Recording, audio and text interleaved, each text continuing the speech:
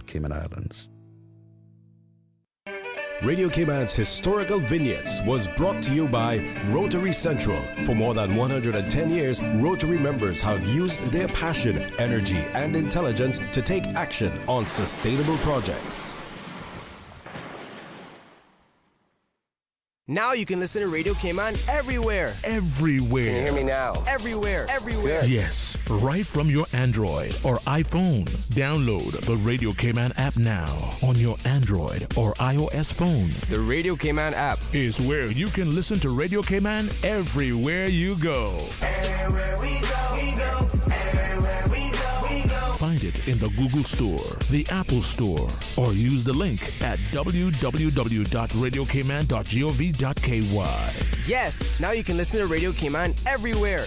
Talk Today is brought to you by Subway, open 24 hours in Countryside, Anderson Square in Georgetown, and Centennial Towers in West Bay. And by the Ministry of District Administration. Explore your history, explore your land, explore your sister islands. And Cayman Airways. Call them on 949-2311 to book your nonstop flights to Los Angeles and Panama. And Doctors Hospital. Peace of mind is important when life happens. Doctors Hospital, always there for you. Call 949-6066. But I do have some questions.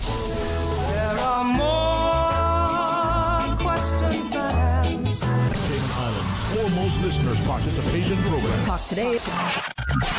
What's on your mind, Cayman? If you're ready to talk, we are ready to listen. Discussing current events and local news, community spotlights, hot topics, listener stories, cultural and historical discussions, environmental issues, fun and lighthearted topics, guest interviews. Cayman, basically anything you want to talk about, we are ready to listen. Here's your guest host, Charles Glidden. Coming up next, we hear about the National Education Conference, and later we dive back into the week with some open line, freestyling, whatever is topical, let's chat about it. Talk Today, next. Stay with me. Talk Today is reminding you to avoid any statements or comments which are abusive, derogatory, malicious, or defamatory. Do not use indecent language or make any statement that is false or misleading. Call 1-800-534-8255, 949-6990, 949-8037, or WhatsApp us on 925-3261. And now, back to Talk Today. Good afternoon. Welcome to Talk Today. I'm Charles Glidden. Good to have you on board. We can hang out until about 2:30, I guess. Yeah, shooting the breeze or even getting a little serious. Yeah, it's Tuesday. All morning I was thinking it's Monday, but no, it's already Tuesday. So we have to dive right into the deep end and get back into the routine, right? It was a nice long weekend, though. And yesterday was a great day for the National Heroes Day Awards presentation ceremony. And the premier announced a new national hero. Benson O. Ebanks, OBE, is now our 15th national hero. I know a lot of younger people might not be familiar with that name, but Mr. Benson did a lot in laying the foundation for the modern Cayman that we live in today. He was a member of what was then the Legislative Assembly, and he served a total of 23 years representing West Bay. And he had a significant influence in legislation such as, the Caymanian Protection Law, which has been resurrected now as the Caymanian Protection Act. He was also significant in passing the Local Companies Control Law. Did you know that the reason the Cayman dollar is valued more than the U.S. dollar today is because Benson Ebanks insisted on it. He had vision. He was big on education, recognizing the importance of education if Cayman was to progress as a modern place, a financial center. The theme of this year's National Heroes Day was honoring a nation built, the power of physical infrastructure. And Mr. Benson was instrumental in that aspect too, having been involved in the building of the new cargo port, the Legislative Assembly building, the courthouse, 6 primary schools, and road works from West Bay up to Bodden Town. It was wonderful yesterday to see people who were basically unknown to many for their contribution to building Cayman being recognized for their work and, which was also service, right? I went down there to collect an award for my papa, my grandfather, John Samuel Smith, who supervised much of the road building in West Bay. Radio Cayman received the group award, Builders of Cayman. So all of us here at Radio Cayman can, be proud of that, especially those who made the station what it is in its early years, starting with Loxley Banks, Doreen Miller, Paulette Connolly. Yeah, she was there from those earlier days. Paulette's trying to retire, but they won't let her go. She's got like one foot out the door, but they're pulling her back in. Ken Smith, Lomax Rankin, Joy Brandon, and we can't forget the one and only Ed Bush. Ed Bush, yeah. I joined them in 1981. I know I'm leaving out people. That's the, the trick of when you start naming people, right? But yes, my memory chip is not as fast as what it used to be. So forgive me if I left someone out. Of course, Norma McPhail was there too, and she now carries on the baton today. So I guess you'll be seeing that plaque in our newly renovated reception area that they're working on out there. Well, coming up, we're going to be hearing about the National Education Conference that's going to be taking place this week. So right now, let's take a break, and we'll come back. When we come back, we'll hear about the Education Conference. Did you know that Doctors Hospital provides urgent care services 24 hours a day, 7 days a week?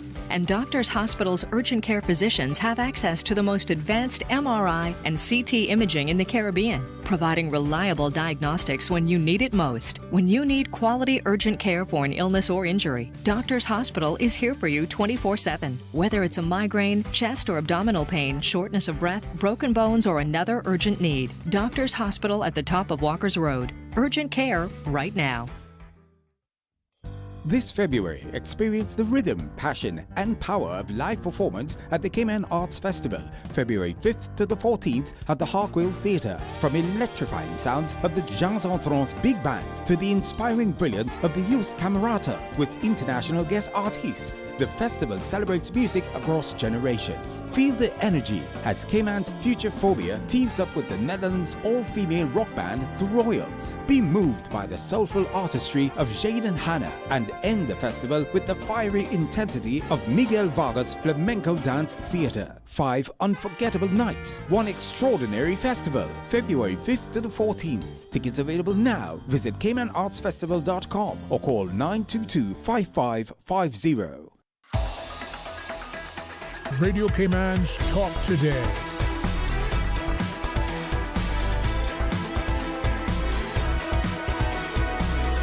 What is on your mind, Cayman? Welcome back to Talk Today. The National Education Conference takes place this Friday. And joining me now are Mark Ray, Director of Education Services, Kiva Powell, Head of Professional Development, and on the phone we have Tammy Hopkins, Acting Deputy Director of Education Services. Folks, welcome to Talk Today. And on the phone, Ms. Hopkins, are you there? Yes, sir, I am. Thank okay, you. well, welcome too. Thank you. the National Education Conference, is this something that happens every year? So previously, we had it as an activity that we had every other year, but we are reintroducing the Education Conference, and it will be an annual event.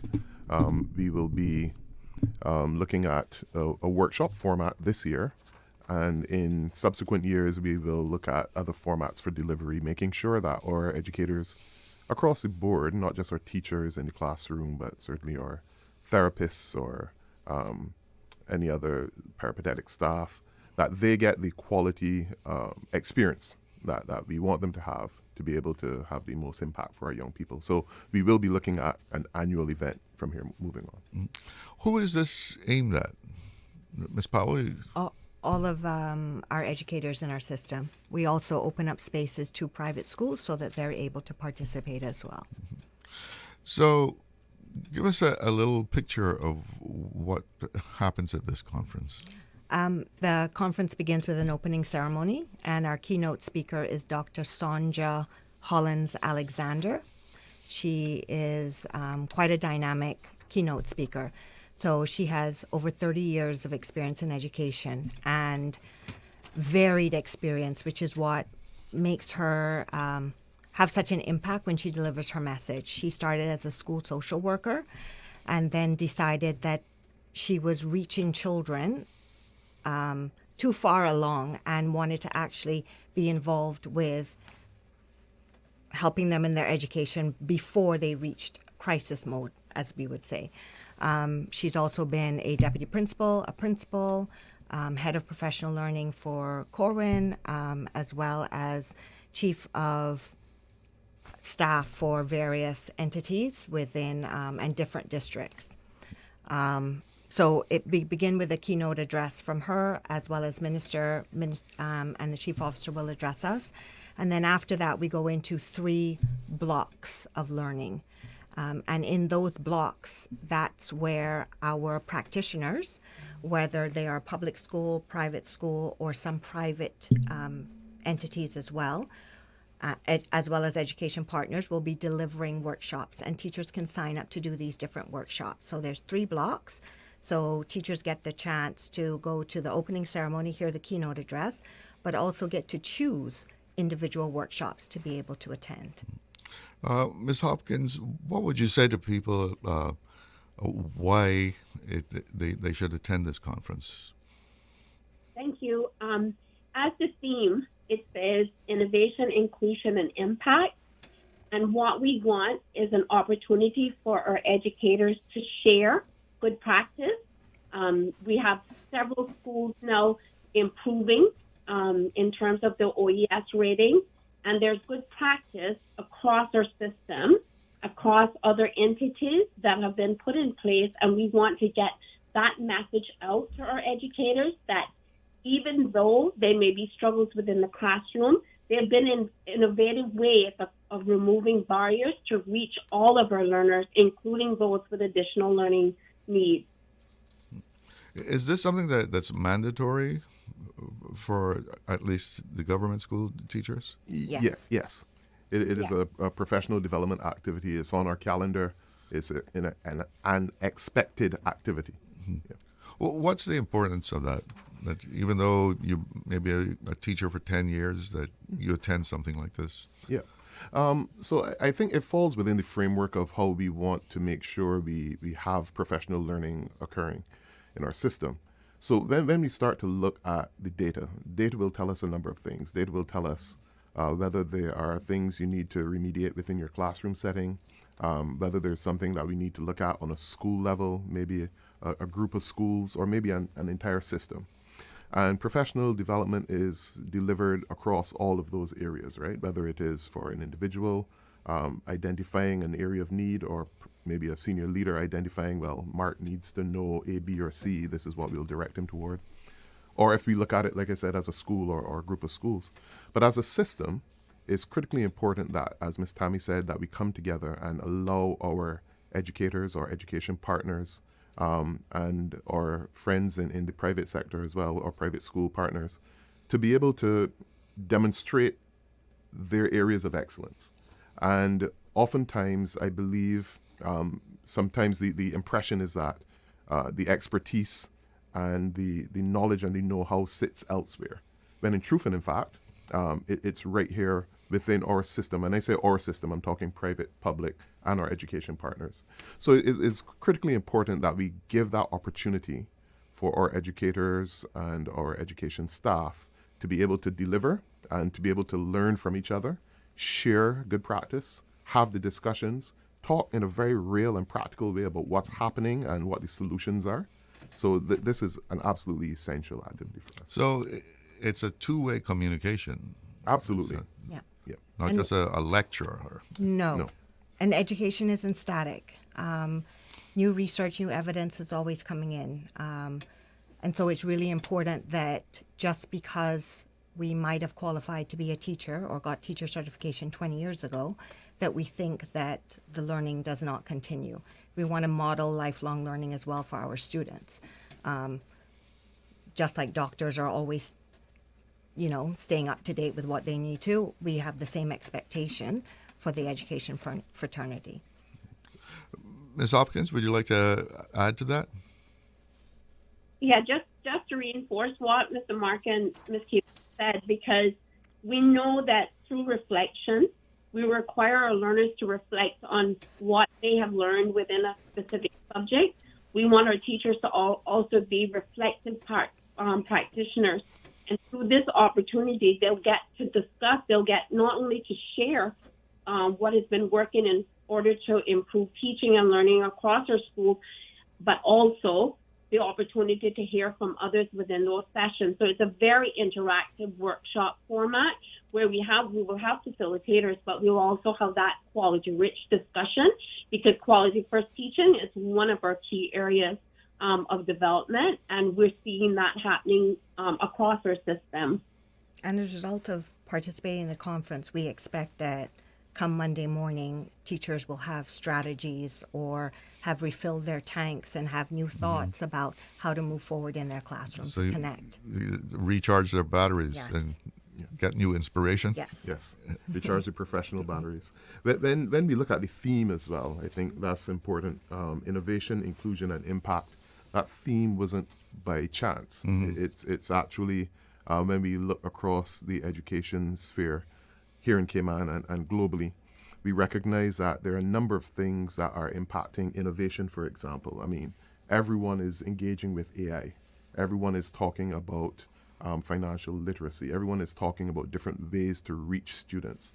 And we want to make sure that the workshops that we have on offer touch on all of these various areas to allow for innovation to be standard practice within the classroom.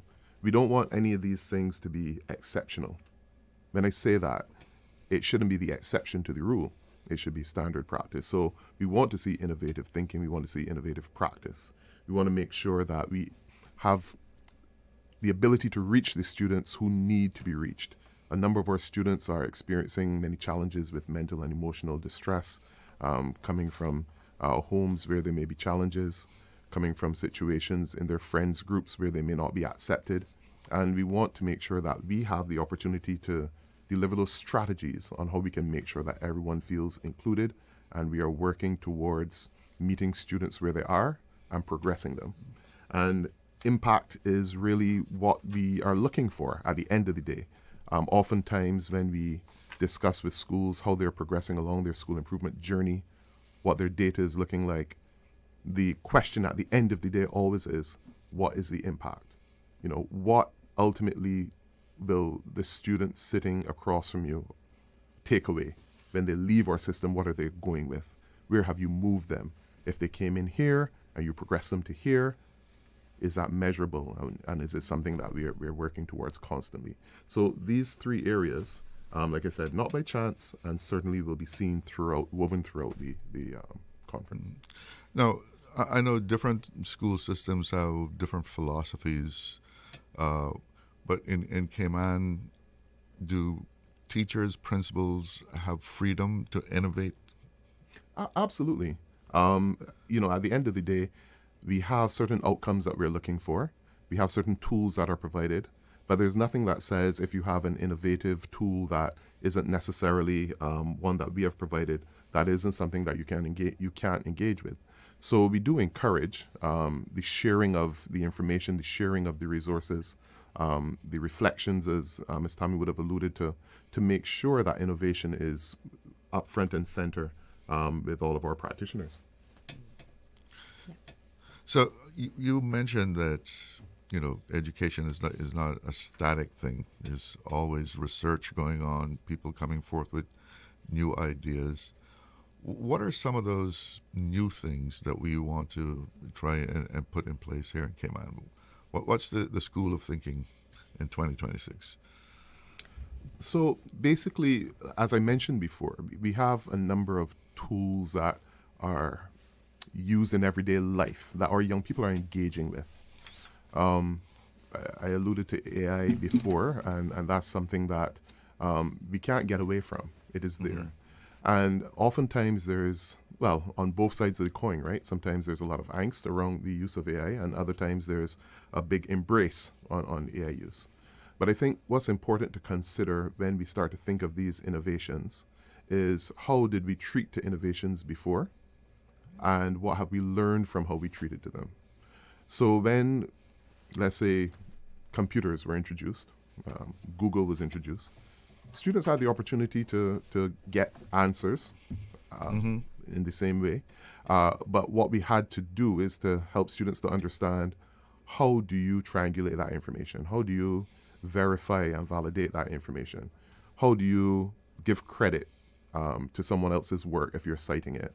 And these are the types of structures around what we would have seen as early innovations that we have to introduce for an innovation such as AI, for example, now, because it's not going anywhere. So that's one of them that we're talking about. Across the board, you see a lot of use of even AI in feedback to students. Part of our summer school initiative is the utilization of interventions that allow for some AI tutoring and feedback to students, guided by the teacher, of course. But we have those types of innovations that are present in our education system and in education systems across the world. There are many other innovations that we see, including ways in which we can deliver professional development, ways in which we can carry out administrative work within education, ways in which we can do the data analyses within education, and certainly ways in which, and this is big for me, the incorporation of our culture and our heritage elements within education. So these are some of the things that we will be discussing. These are some of the things that the workshops will be focusing on. How do we ensure that culture is integrated in the same way we would want to integrate mathematics and literacy across a curriculum, right? How do we look at coding to make sure that our young people understand how to be creators and not passive acceptors of information? So those are the types of things that we're thinking of. Going back to the AI phenomenon, I mean, AI has so many implications that, do you ever see that maybe ethics will become a subject in high school now? And how you use AI? So it's woven in. So it's incorporated as part of our technology syllabus, the ethical use of technology and so on. And it's even more important now, considering part the of power. The skills curriculum as well. Part of the skills curriculum. But it's even more important now, considering the power of AI and what AI is able to produce. They're producing things now that you can't differentiate whether it's real or fake. So the ethical use of these tools is critically important. So there must be frameworks around it. There must be policies around it. It isn't just a free-for-all, but absolutely the ethical element of AI use is going to be critically important. Do you already see students using it? Yeah. Yes. Absolutely. Yes. Ms. Hopkins, any word from you about AI used by students? Yes, sir. It's definitely there. Even with our Caribbean external examinations, CXC, they're also looking at AI in terms of examination. So it is something that is not going away. And as Mr. Mark said, we need to ensure that we have the frameworks and the policy around it to guide our students, because we don't want plagiarism then to come into play where, they've taken exactly what AI has said, whatever chatbot that they're using, but also being able to critically think and disseminate information. They can use it for research. They have to make sure that what they are actually gaining from the research is accurate, just like how we use Google as a search engine. Before that was Ask Jeeves. So along the way, it has developed, and we are at the point now where we have to ensure that our students are equipped with the understanding of how to use it in order to, to expand their knowledge and understanding. So one of the things, for example, is should we be saying, here is how you write the correct prompts to arrive at the correct information that you're trying to ascertain, versus saying, do not engage with this tool, right? So those are the types of things that we have to do, because whether or not we decide, well, AI is on the forefront and we'll be using it in education, young people will engage with it. They will engage with it outside of the education setting. They'll engage with it when they go into the world of work, in their personal lives. So we have to teach them about the right things, the right questions to ask, the right ways to verify and triangulate information, the right ways to get additional sources to make sure that what you're seeing is the correct thing. So we have to take a little break here. Stay with us. Be right back. There's nothing more important than your health, and seeking expert healthcare with physicians you can trust is what you deserve. UHealth, the University of Miami Health System, offers peace of mind to you and your family with a first-class experience. Our patient coordinators assist with everything you need before, during, and after your stay with us. As South Florida's only academic-based health system, UHealth offers cutting-edge treatment, compassionate care, and life-changing results just a flight away.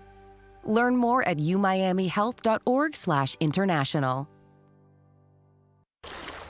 Wouldn't it have been grand if you had purchased land 30 years ago? It may not be 2020, but a perfect vision has never been more clear. Kim and Brack and Little Cayman, poised for growth with an eye on the future. Your land, your history, your future. Discover all that our sister islands have to offer. Radio Cayman's Talk Today.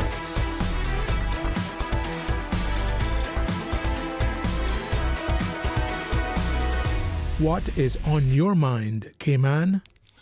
Welcome back. And here in the studio with me are Mark Ray, Director of Education Services.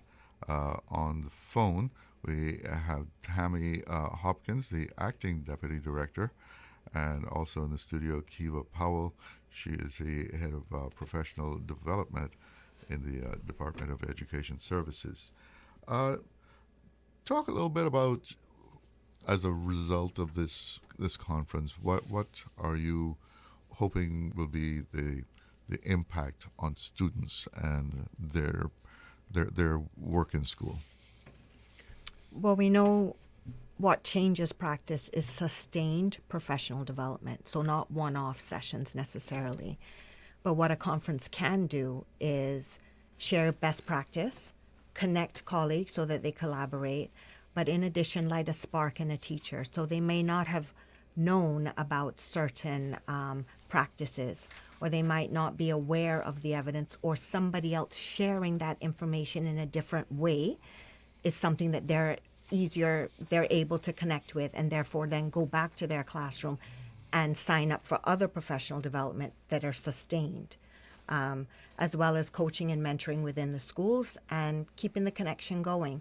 One of the tools that we've used to organize the conference is an app called Hoover, and this is not a promotion for them, but one of the things that is amazing about this app that I did not know before we engaged in it is the community collaboration. And already up until last night, there was over 1,000 messages on Hoover, just educators connecting with other educators and deciding. No, that's local? It's a web-based app, but it's just managing our conference. They've managed lots of different conferences and events, but for us, so that 1,000 is just our educators connecting with each other, sending messages, icebreakers, arranging meetups and continuing conversations, asking questions of things that they're already thinking about before they get to the conference based on some of the workshops that they've seen. And so for us, that online collaboration is amazing. I never would have thought that it would have, I would have said taken off that much, Mark. That quickly. That quickly. Yeah. So, Ms. Hopkins, what do you say about that scale of 1,000 people already getting ready for this conference? Over 1,000 messages. 1,000 messages, yeah. It's amazing. We have network going on across our schools, within our school hubs, where we have two schools working together. We even have networking and partnerships with our private schools. But it's amazing when we bring educators together in this format, the buzz and the renewed, renewed positiveness about everything that is happening, the journey that we're on, and that sharing. So it's amazing that we have over 1,000, interactions on that site. It went live last week, and to see that number 1 week later, less than 1 week later, I think it's truly amazing. And a lot saying, this is amazing. Can we have this again next year? So you better schedule it again right now. Yeah, we're planning. Yeah. Could you give us an idea of what the workshops will be like? What can people expect when they go into these workshops? There are over 95 workshops. So each block has over 30 workshops. And they vary in length. Some are an hour and a half, some are 45 minutes. Amazing facilitators within our system as well as outside of the system, but local. And some are very interactive, like learning how to do the Maypole dance, preparing your students culturally for NCFA, as well as drama workshops, IT workshops, how to family cybersecurity, how to support as a school, support families in understanding cybersecurity for students. Things on policy and procedure. Yeah. We have a presentation from a member of the OES team, the Office of Education Standards. They're coming in to talk about questioning, how you do questioning for your students. So it's just a wide range of education-relevant things. Yeah. Hazmat, just all of our education partners as well. So the Mangrove Project, National Trust, people that support different learning materials that are integrated in our curriculums, they will be there, as well as they will have booths, so that if by chance any educator, because of the year group they teach, are unaware of some of the materials, they will be able to interact with those materials and see them there. So you think as a result of this kind of interaction and workshops, would you expect to see an increase in the school ratings? So I was just thinking as we were talking on the last question there, that system improvement doesn't happen by chance. It isn't a fluke. When I speak of system, I'm talking government schools, private schools, or entire education system in the Cayman Islands. And it's as a result of sustained professional development, as Ms. Kiva would have mentioned, strong leadership, passionate, dedicated educators, and coming from what we're putting together here for this education conference, we expect to see the continued growth. Because as Ms. Kiva pointed out, come Monday, you have people who will be coming back into the classroom saying, I'm ready to try this new thing, or I've done some reflection based on what I've heard and I need to improve here, or I can grab this tool and I can utilize it in this way. And all of it, the ultimate outcome we're looking for is the impact. And that impact is measured not solely and wholly, but certainly by the ratings in our schools. That's the high stakes test for our education system. That's the thing everybody sees. So over the past 2 years, we've moved 5 of our schools from satisfactory to good. So we have more than 50% of our government schools now rated good. And Like I said, not by chance, but by deliberate, targeted, focused sessions similar to what we're doing with this conference. I'm bringing our public-private schools or our education partners all together to have these conversations, learning from each other, recognizing where there are areas of expertise and tapping into them, will certainly augur well for the overall improvement of our education system. I heard someone saying the other day that basically, was it the office of what? OES? Yeah. That, well, what's, the big deal about it? It's all like a incestuous thing anyway. No. But the inspectors are separate from your department? That's correct, yes. They are. Yeah, they are. They sit how does under- that work, the inspection? So an inspection process basically, they are the quality assurers for the education system. Again, government school, private school. Any educational institution is required by law to be inspected and reported on. So they sit separate and distinct from our ministry. They're under their own ministry, and they conduct inspections every 2 years for all educational institutions. If you have an institution that is rated good or better over 2 consecutive cycles, then they get a 4-year inspection as opposed to a 2-year inspection. But in the 2-year period, they get a soft touch look-in where the OES comes in and just make sure that things are still on course, but they'll have their full inspection after 4 years. So the Office of Education Standards are an impartial entity coming in to have a look at the delivery of learning in the space and to provide recommendations, judgment across a number of quality indicators. The thing that's most critical for us, the thing that we have kind of honed in on, is the reflection piece. What is it that you believe you're doing in your system? So when schools are getting ready for inspections, they have to do a self-evaluation form. So they have to look and see, well, how is it we're progressing? Where do we think we are? The other thing that's critically important is our leadership.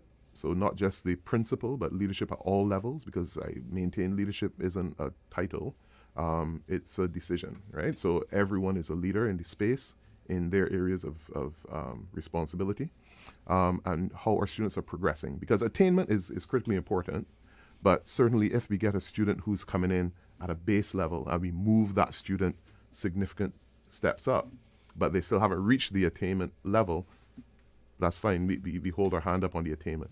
But the value added is critically important for us. So OES looks across all of those elements, including things like how the facilities are maintained, whether they're safe and secure for students. They look across a whole range of domains, and they give a judgment.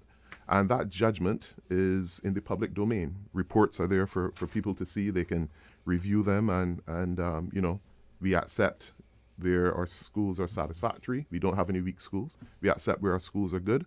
But importantly, we utilize the reports to drive improvement and to deliver that impact for our students. So weak is the lowest rating that a school can get?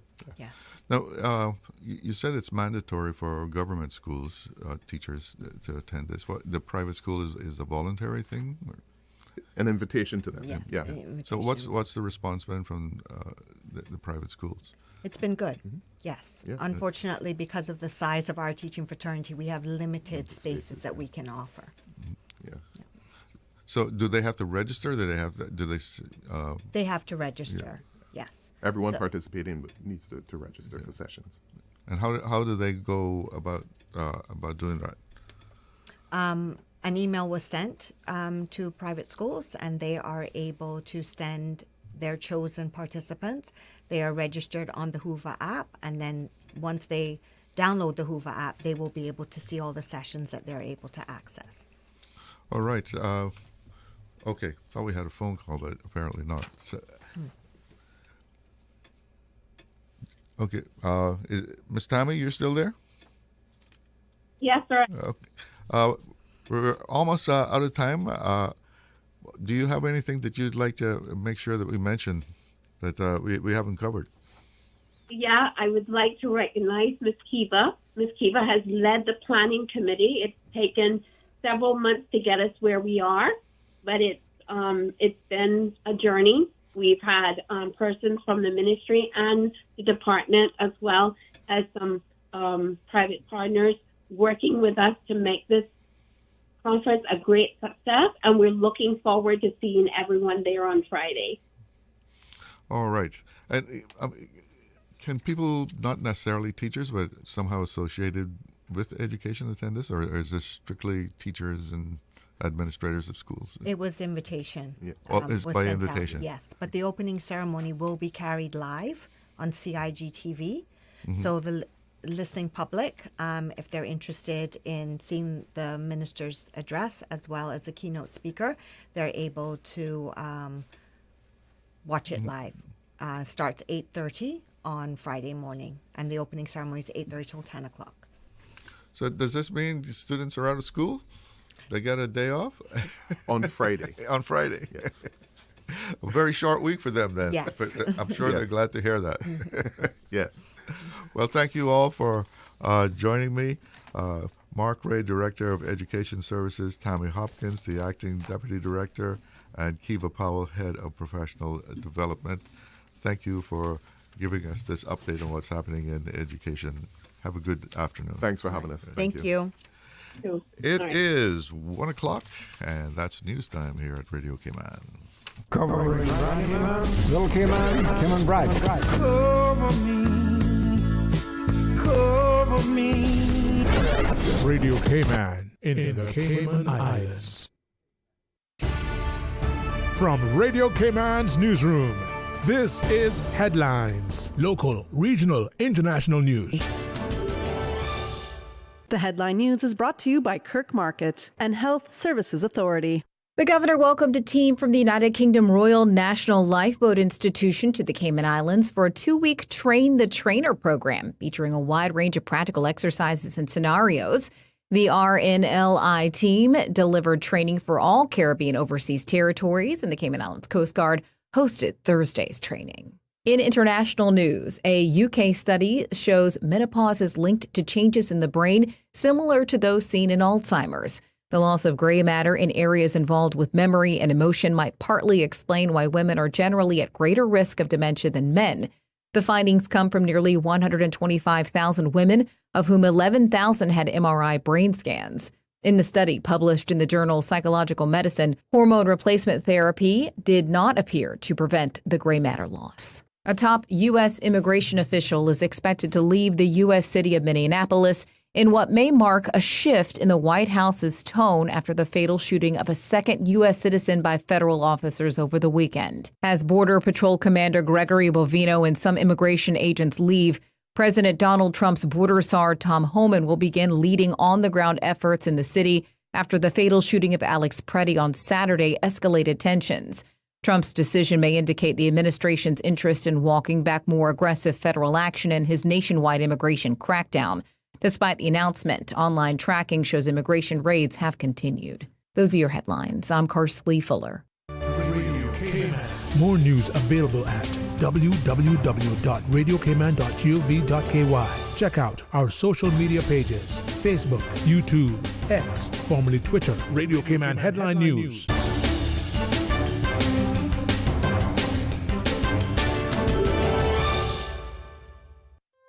Looking for fresh, healthy food that's full of flavor? Then you've got to visit Kirk Market. Our dishes are made with fresh, high-quality ingredients. Enjoy vibrant mixed greens or satisfying pasta salads. Or try one of our delicious grill options like blackened chicken, spicy beef steak, or grilled salmon. Looking for something light and flavorful? We've got sushi rolls and poke bowls prepared daily. And don't forget to explore a hot bar or Billy Fresh salad at the salad bar. Stop by Kirk Market today for breakfast, lunch, or dinner and taste the difference. Eat well, live well with Kirk Market.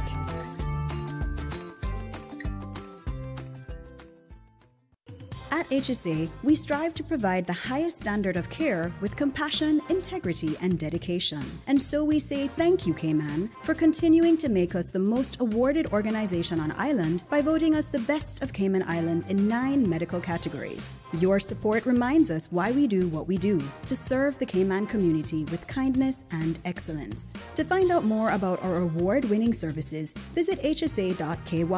At HSA, we are committed to caring for you. Radio Cayman is pleased to feature this special Sister Islands historical vignette brought to you by the Ministry of District Administration and Lands. Explore your history, explore your land, explore your Sister Islands.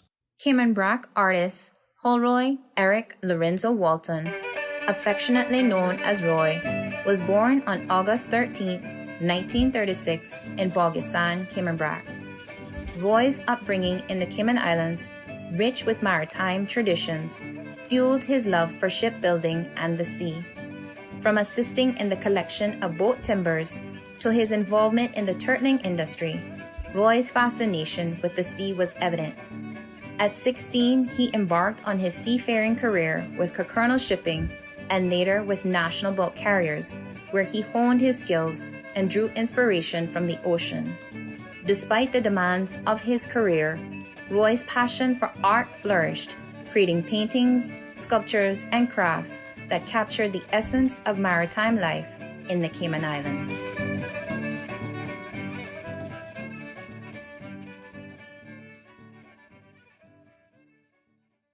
Radio Cayman is pleased to feature this special Sister Islands historical vignette brought to you by the Ministry of District Administration and Lands. Explore your history, explore your land, explore your Sister Islands. Radio Cayman's Talk Today.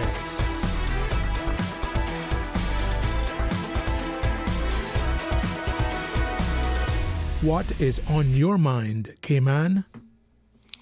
Welcome back. Let's take a quick look at the weather. It's 78, a nice 78 here in Georgetown. And the wind out of the north-northeast at about 16 knots. Today's forecast calls for showers and more showers this evening and also tonight.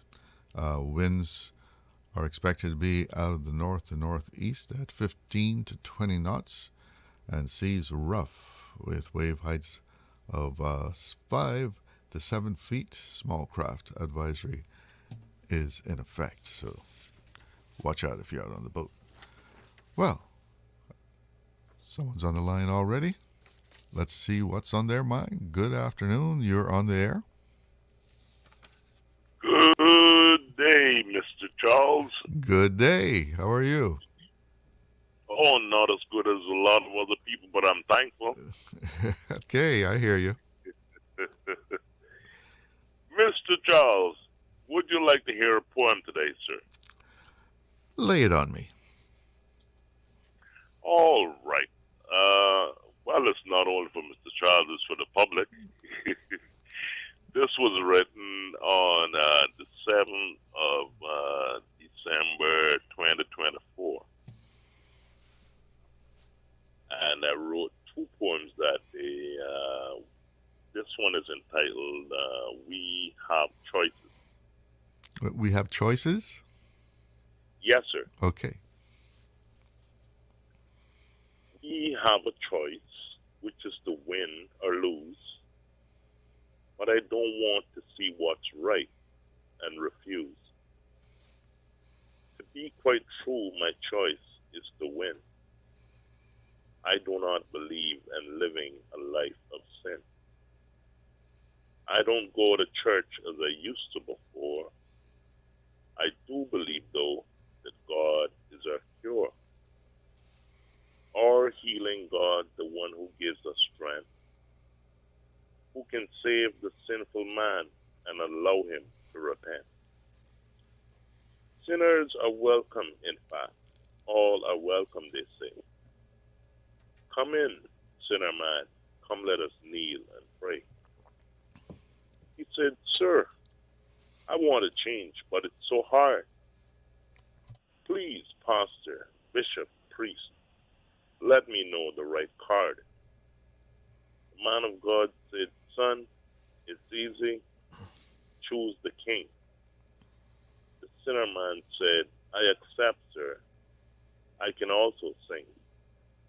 The man of God said, you can sing the word you desire. Look through that hymnal. Look, read, inquire. I like this one. Holy, holy, Lord God Almighty. I need to have goodness always surround me. I prefer the hymnal, man of God. I choose to win. This is the right card for sure to worship the King. And also congratulations to our Radio Cayman, to Mr. Charles. Mr. Jalo. Yes? On our award? Yes, sir. Yeah. We'll be, That's pretty good. Radio Cayman, been here. Can you believe it? We're starting to plan for our 50th anniversary. Wow, that's so good. Time flies when you're having fun, right? Yeah, I can remember as a young little fella, just listen to my radio. I always loved my radio and tuning into Radio Cayman and listen to all the good old stories and everything else. So, and people used to tell me, you got a good voice for radio, So here I am now on the radio. Now, are you young enough to used to listen to me on Children's Roundabout? I think so, Mr. Charlo. I believe. I wouldn't doubt it. I'm not sure, but I believe so. I've been listening to the radio for so 1980s? long. Yes, sir. I think so. All right. So yes, I believe. Right, Children's Roundabout. Yes, sir. Well, Craig, thank you for that poem. Yes, sir, and thank you all for letting me get the recognition and support as well, Mr. Charles. Right on. Thank you, sir. All right, you take care. Yes, sir. We have another caller on the line, so let's check in with them. Good afternoon. You're on the air with Talk Today. Good afternoon, Charlo. Yes, sir.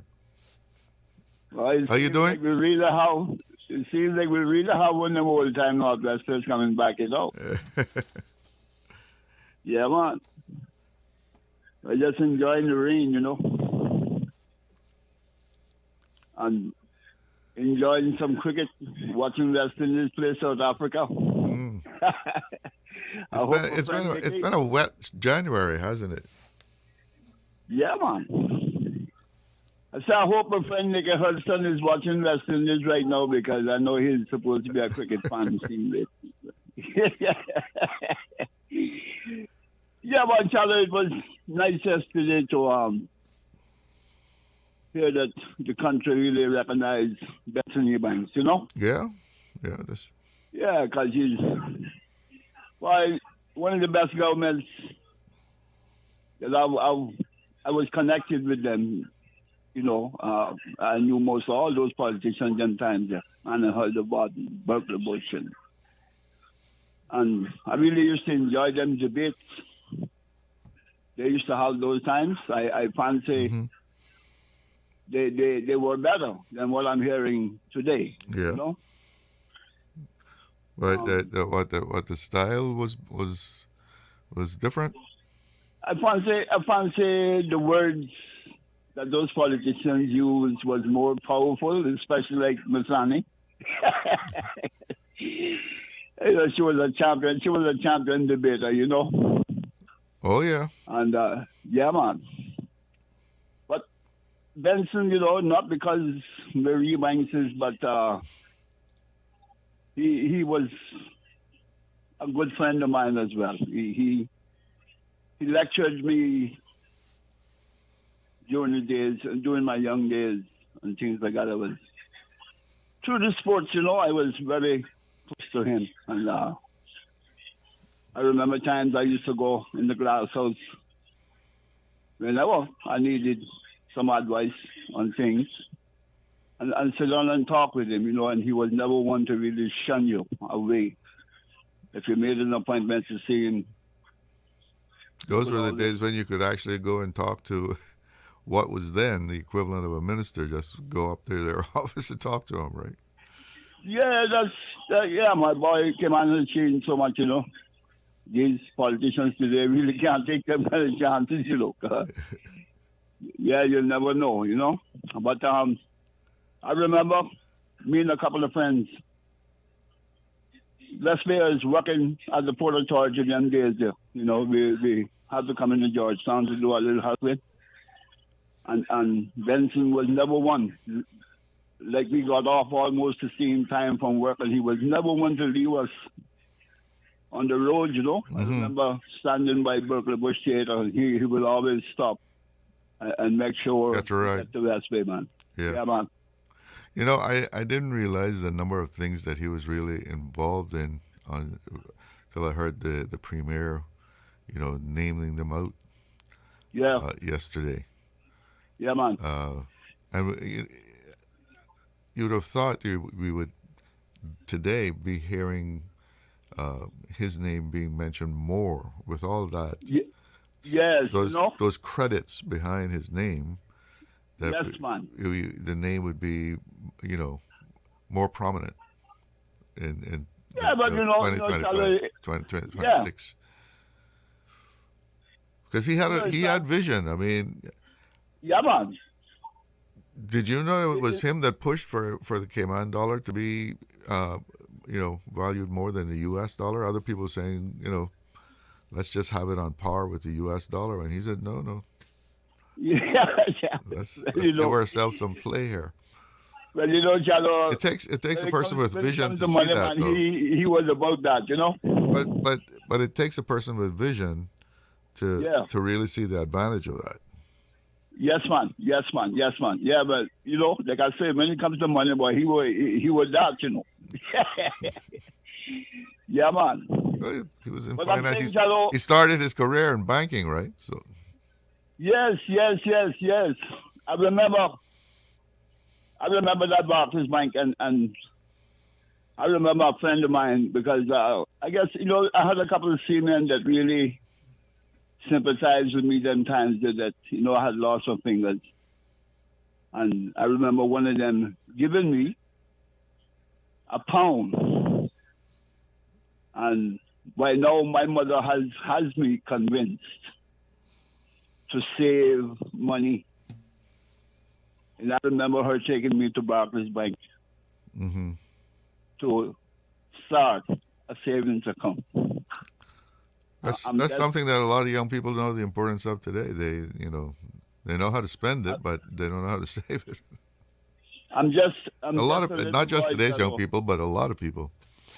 Yeah, I said I'm just a little boy, and I remember Benson telling me, because he was about 18, 19 years old, I remember Benson telling me, say, I couldn't start an account with £1. And sometimes I think of it, right? And I wouldn't carry any resentment or any feelings, for him because of that. But sometimes I think of it, and I wondered if that had an effect on me, a bad effect on me, why I didn't really pursue it in my young life to save. I don't know. I just don't know. I can't comment on it, Do you remember what the minimum deposit was? Just out of curiosity. No, why? A long time ago, Charles. Yeah, I know. The memory chip is not like what it was, right? Yeah, man. But like I said, me and him remained good friends, man, up until a few weeks before he really got sick, and Yeah, man. So, but getting back to the debates, I tell you, the best I heard in my time of listening to politics was Manley. Michael Manley from Jamaica and Edward Siaga. Well, that was hot. Debate. Yeah, they used to debate for all a month one time, Yeah, the man they was strong. They were strong in debates, man. I tell you, man. I tell you. Yeah. They didn't have any limits on how long they could speak. No. Yeah. I tell you, at least a month, sometimes the man they would be debating a project or whatever, you know, a bill or whatever. Yeah, man. So anyway, Charlie, I'll get back to watching the cricket, man. Nice talking to you again. All right. Have a good afternoon, man. You have a good afternoon. Good to talk to you. All right, good. Yes, you know, those were the days. There was the times when we could just go to the glass house and, you know, you didn't have all that security there that you have these days. And what were then EXCO members, executive council members, you know, you could actually reach them. You could actually get a word in with them. It's not easy these days to get to speak with a minister, and that's not, you know, necessarily any fault of their own, because they have a lot more things coming at them today than, you know, we did 50 years ago. But this whole theme yesterday of our physical infrastructure that has been built in Cayman, and the Premier touched on it, the speed with which it has happened. I mean, if you consider that, what is it, about 60 years ago, what the most prominent buildings in Georgetown were the post office, the town hall, of course, and the library. Elmsley Church was there. But those were like, if my memory chip is still good, those were the prominent buildings in Georgetown. I mean, that was it. You know, you had, you know, I think across from the post office there was a little building that was the government bank, and the Shell gas station. The Pantons had a Shell gas station there. But to just set a scene of what it was like in the middle of town. Think of the traffic now that is going by the post office there. Back 60 years ago, I can remember coming out of school from Truthfields, along with my cousins, you know, Jan and Hope, and we used to wait for Aunt Hope, who was in the post office. Was she postmistress then? Anyway, she was in the post office there. And she would be our ride back to West Bay after school, but we had to wait on her to come out. And right there between, you know, the post office, the little government bank thing, and Cardinal Avenue, we could play there. That was how tranquil compared to what it is today. Children could play around there, you know. We'd run back and forth between the post office and the government bank, and that was just 60 years ago. That's a flash in the pan historically. 60 years, you know, a person's lifetime in some instances. And how quickly that whole scene has changed. You know, cars going by, people going by, but who would think of just letting children play out there today? But back 60 years ago, we used to do it, you know, all the time. And in the middle of town there was, you know, relatively quiet. But all of this has happened so quickly the development of Cayman has been, on a fast track ever since the first bank. Well, the first bank was Barclays, but once the financial industry started to take off, tourism started to take off, everything was just, jumping. I mean, people cannot believe how fast it is. I mean, and it was almost like a cultural shock how much the place developed. It's like, when did that building go up? We have a caller on the line. Good afternoon. You're on the air with Talk Today. No call. Okay. I guess we must have lost it. But yeah, and that's been our mixed blessing, we have been developing on a pace that many of our regional neighbors would be envious of. But on the same other side of the coin, people are culturally and socially aren't able to keep up with what is going on. We do have a caller now. Good afternoon. You're on the air with Talk Today. Good afternoon again, Mr. Charles. Yeah. Should I read my second poem, Mr. Charles, that I wrote on the 7th of December, 2024? Okay. Is it long? It's not. It's 20 lines. All right, go ahead. It's entitled, God Grant Me Strength. God grant me strength to do what is right. Grant me the wisdom, knowledge, and reasonable foresight. Give me gifts spiritually to know the difference. For I also need to exercise earthly intelligence. Let me be an example of goodwill and cheer, also while doing right and letting it be clear. I need holy intervention so that I may heal. To the God I know, it is my honest appeal. Give me gifts that I may help the destitute. Strengthen me, O God, to help even the ill repute.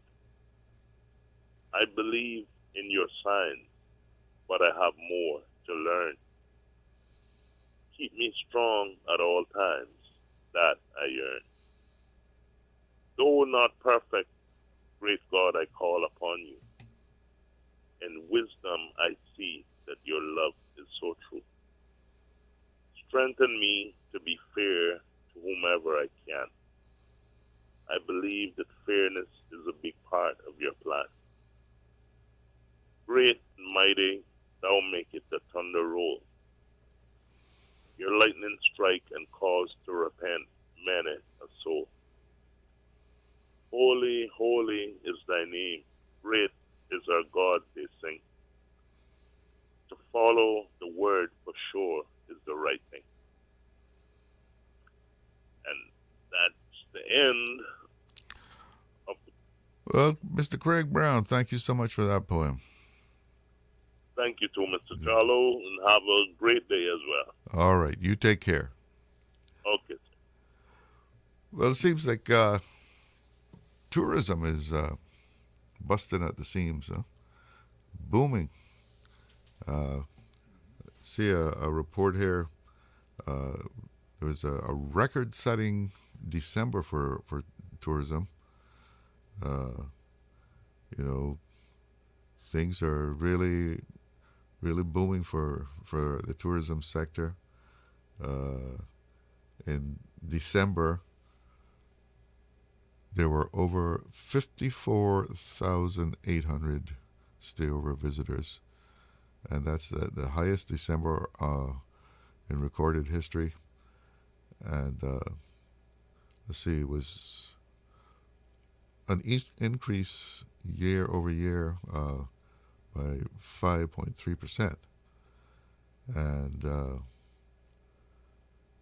included in that was 148,000, almost 148,500 cruise ship passengers arrived during the month.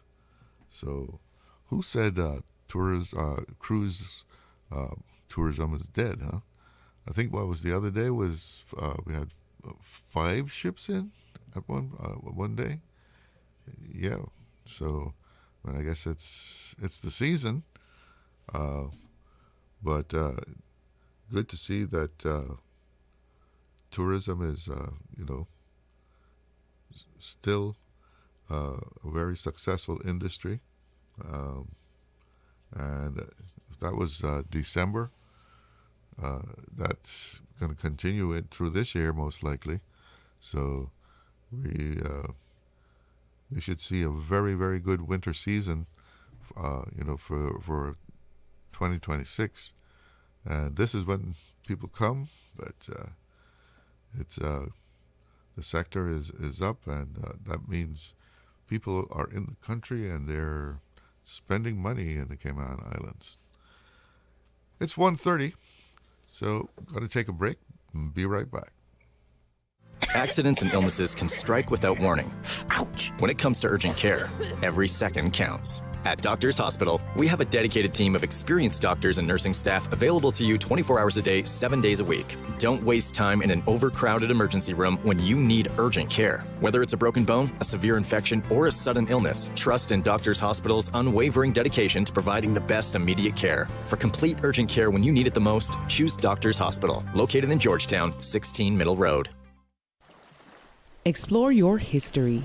Explore your land. Explore your sister islands, the ultimate staycation experience. Your culture, your freedom, the land that time forgot isn't gone. It's your sister islands. Discover all that our sister islands have to offer. The best foundation you can wear is glowing, healthy skin. The offices of dermatologist Dr. Wayne Porter specialize in enhancing your skin's well-being. Whether you're seeking advanced skincare, including any skin cancers, Botox, filler, cosmetic skin enhancements, or simply looking to reduce wrinkles, Dr. Porter offers a full-service dermatology and dermatological surgery practice. For more information, email drporterkman@gmail.com or call 946-9020. That is 946-9020.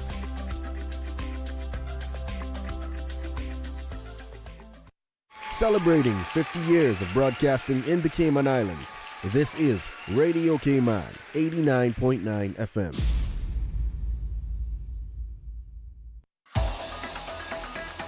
Radio Cayman's Talk Today.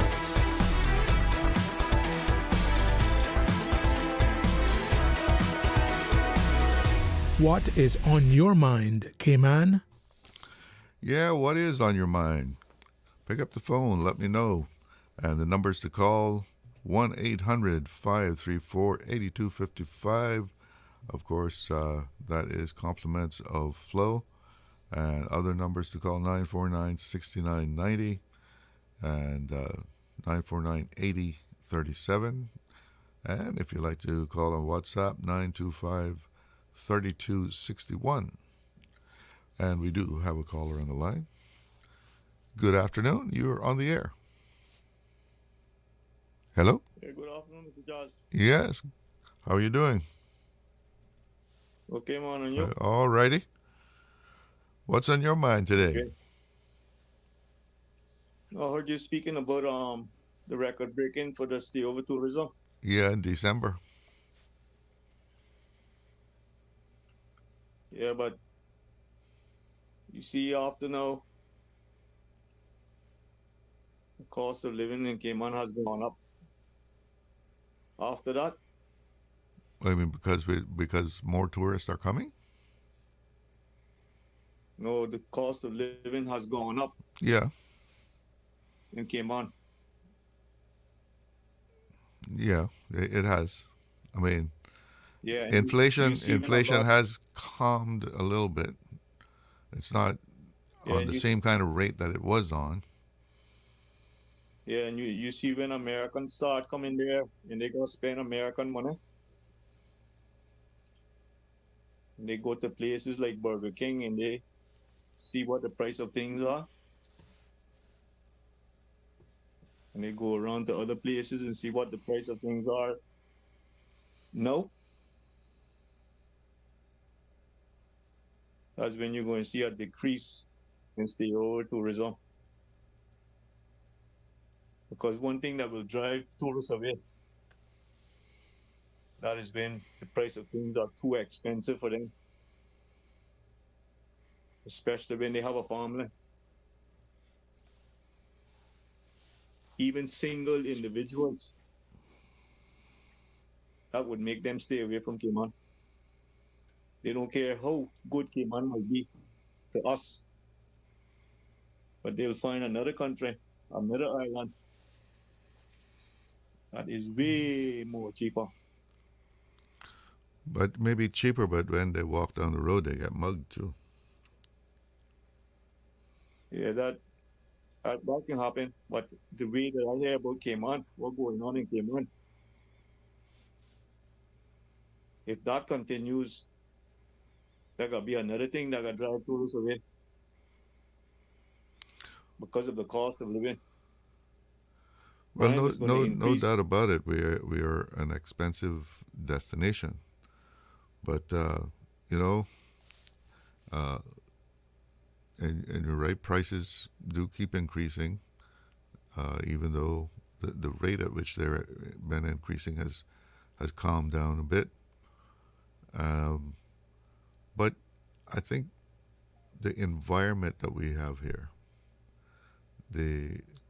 what people encounter here, yeah, it's a safe place to go. And lots of time you're willing to pay for that safety. It's a lot safer than other countries. I must agree. You see, when you have an increase in population and the cost of living goes up in a country, crime increases,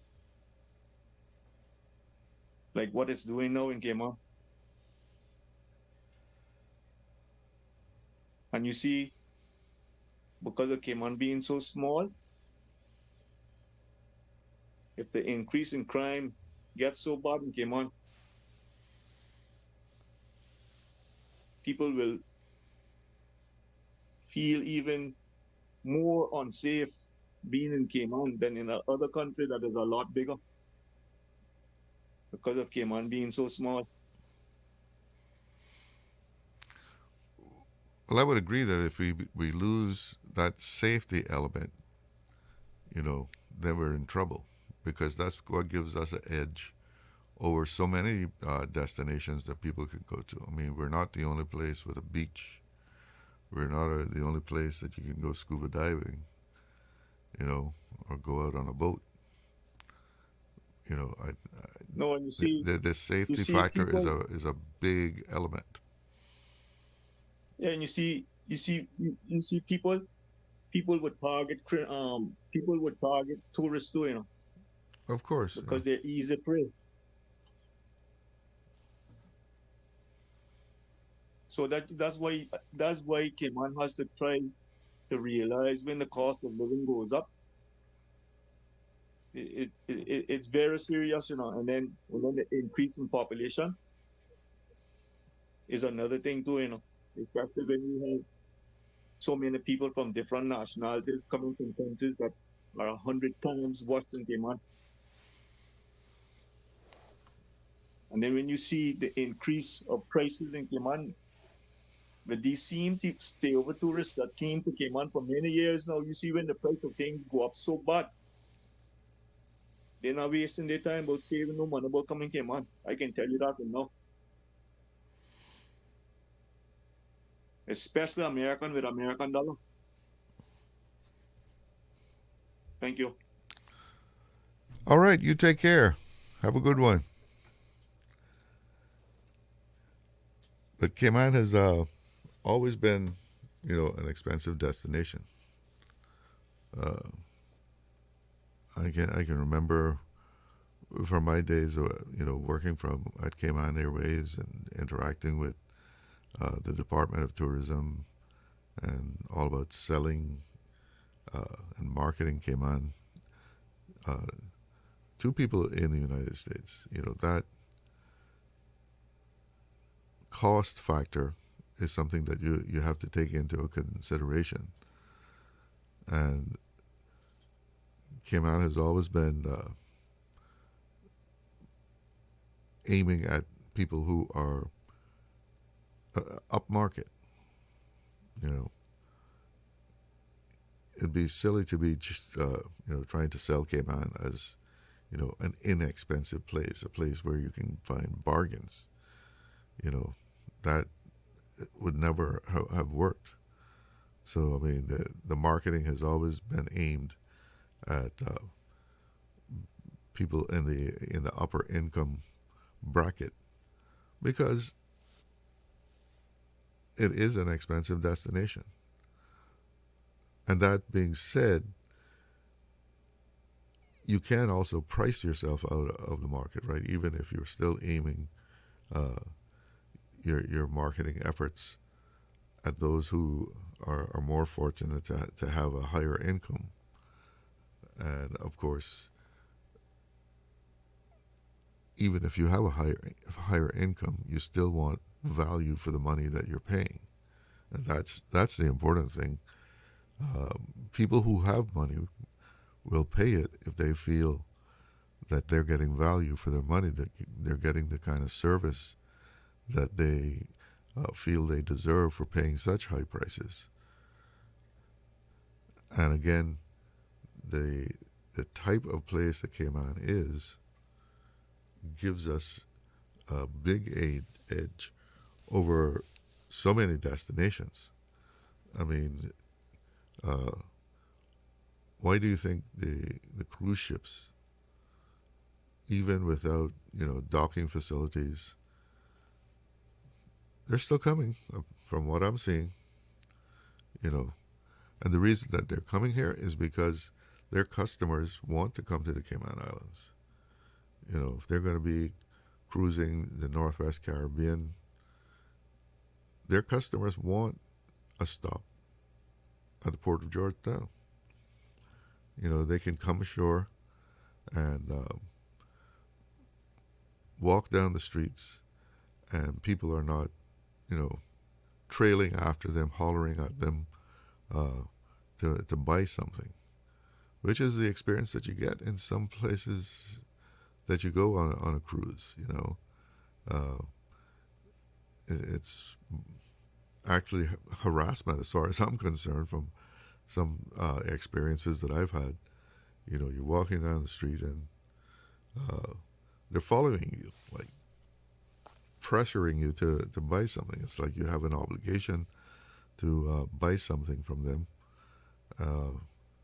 when it's not something that you want, but they're insisting that you should be buying this, and you don't see that in Cayman. And I think that's a big reason that cruisers, as they're called, like to come to Cayman. They can come here and enjoy the place without being hassled and feel safe. They don't feel threatened, because just think, if you're traveling, it means a lot to you when you feel that the environment that you are stepping into is a safe one, that you can, you don't know the place, but you still feel that you can walk down the street and no one's going to rob you, no one's going to try and hurt you. And when you can have that sort of feeling about a place, you enjoy it a lot more. And maybe there's not even the attractions that other places have, or just things to do. Place more interesting, because there's places that you go and you always got to have your hand on your wallet, right? you walk into a crowded place, you got to keep your hand on your wallet, because someone will take it from you. Sometimes it'll be a pickpocket, but other times it can be more forceful also. And we can feel ourselves blessed, lucky, however you want to put it. But I believe as long as we can keep Cayman a safe destination, that our tourism product will continue to do what it has been doing. We do have to provide, value for the money that people are willing to pay. But I'm sure if they have a choice between going to a place that is expensive, but they're safe, they can walk down the street to a restaurant along with their children, and nothing's going to happen to them as far as, some criminal activity, some being mugged or, held up. They're going to choose a place where they feel safe and where they will get, value for the money, rather than going to some place that is much less expensive, but, they're afraid to go off the hotel property at night because they don't know what's going to happen out there on the street. It's 15 minutes to 2. We're going to take a break. Be right back.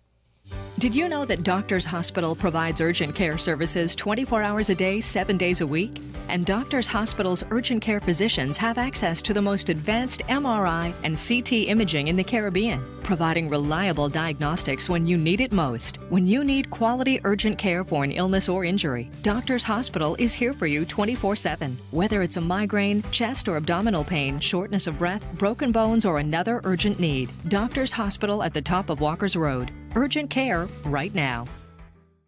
Freedom, Cayman Brack. Freedom, Little Cayman. Soft breezes, blue waters, no traffic.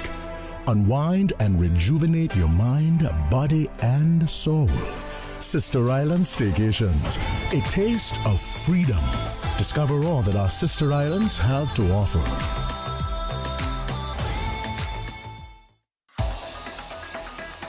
Radio Cayman's Talk Today.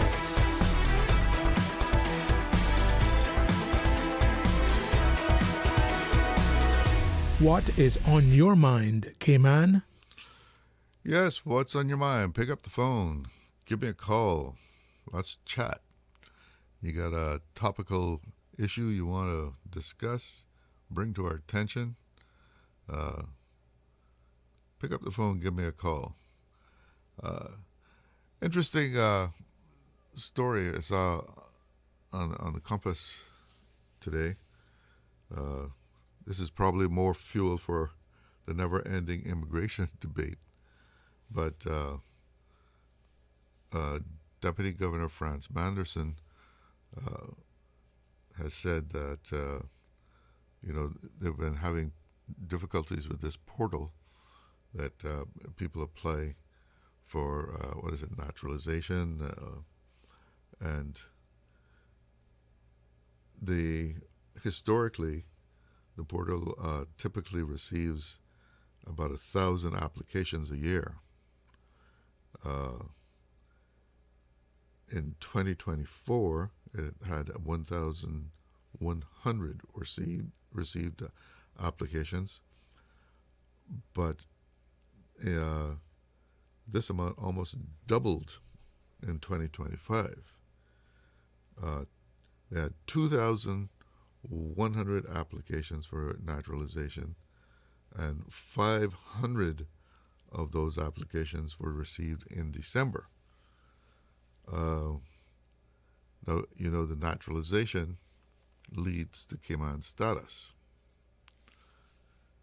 So whether people were trying to beat some of the new immigration rules that are coming in, I guess, March, that might have been the rush there.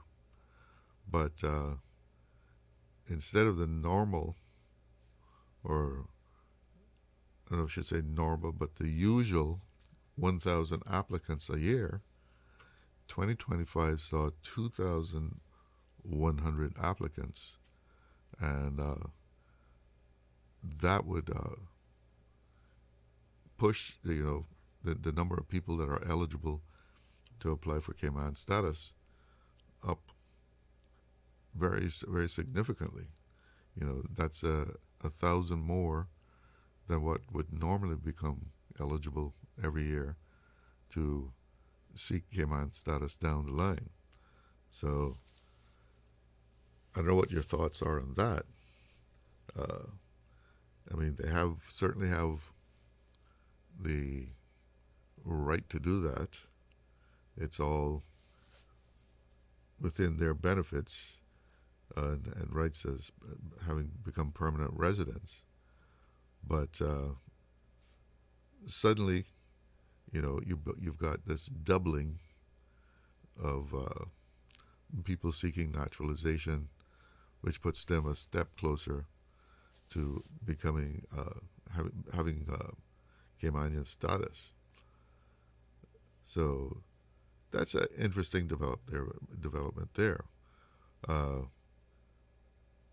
Now, whether we will see that continue to grow, that remains to be seen. But and it could very well have been because of this new legislation that is coming in. People trying to get in before that comes into effect. But this whole problem with that portal has also caused a delay, and people trying to make applications. And interestingly enough, they're not sure exactly what is wrong with it. They're working on it, but what caused the problem? That's not clear at all.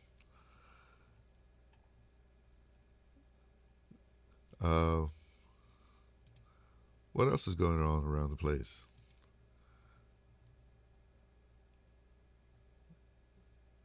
I see we've the ID card launched for Caymanians. This is a story in CNS that I saw when I was cruising around the internet here.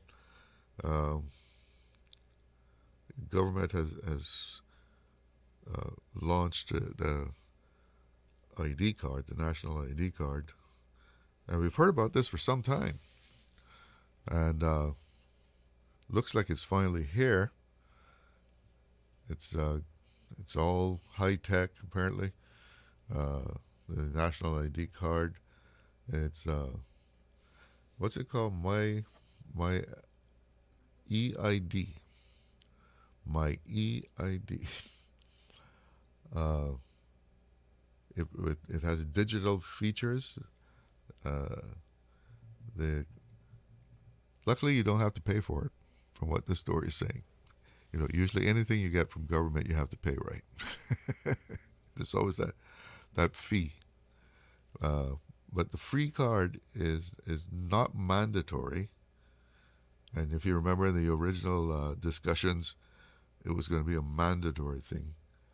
But people push back against that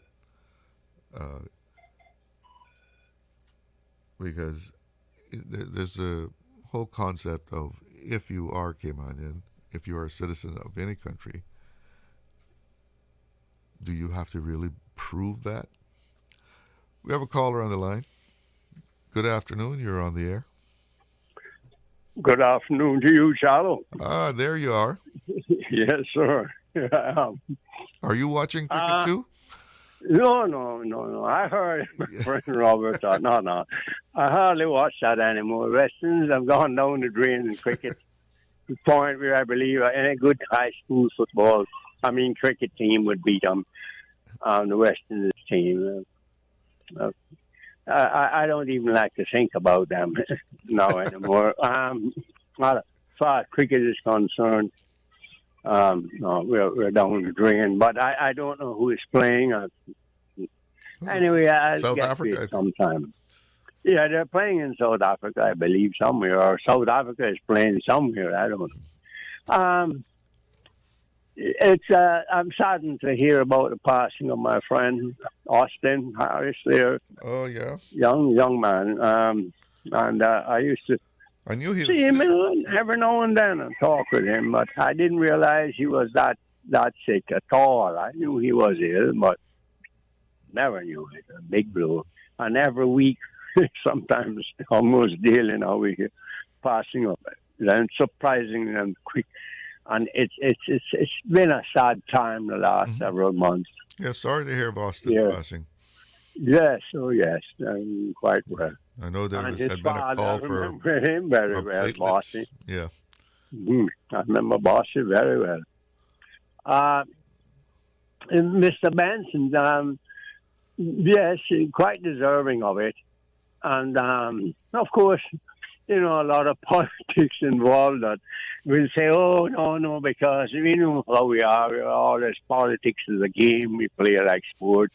I'm for this side, you're for that side. But we can meet at a bar and shake hands and then decide.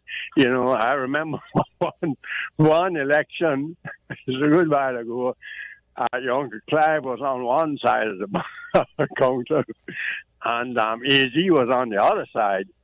So, there are people in the middle there, and Uncle Clive reaching out in and say, come on now, you're going to vote for Obadiah, and reaching out and grabbing and pulling on one hand, and AG was pulling on the other hand. AG said, come on now, you're going to vote for Garston and Didi and so forth, That was it. Was like a game. It was fun, and nobody was, there wasn't that animosity.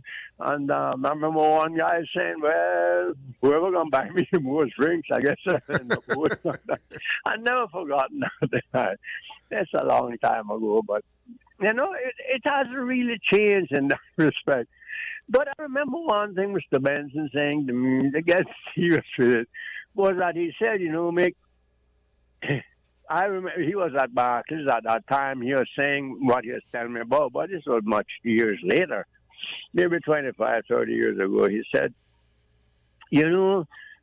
that we couldn't pay the merchants' bills until Siemens allotment came home because it had to be paid in U.S. dollars, 95% of it, as we all know, would be in U.S. dollars, the invoices, etc., for all the merchants.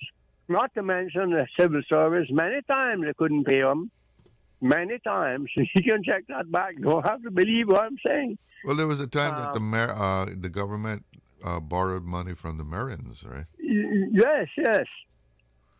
And the Marines, everybody had to wait until the Siemens allotment came home before the banks could draw the checks to pay, the merchants' bills, because it was in U.S. dollars, their allotments were, and it had to be paid in U.S. dollars. He told me that himself. And when we think about it, we have moved to and all that with right planning and stuff now. Of course, we see a lot of people suffering with it.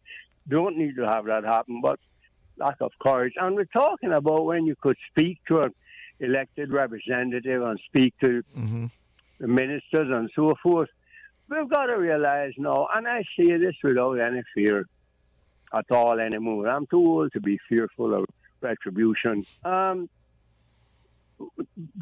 ministers now, for one reason or the other, they've got to look over their shoulders, and before they can answer you, and look towards the Chamber of Commerce and the powerful merchants before they give you an answer to a question. In those days, they would take the chance and answer you. That's a big difference that I notice now. I'll tell you the truth. It's a major difference now.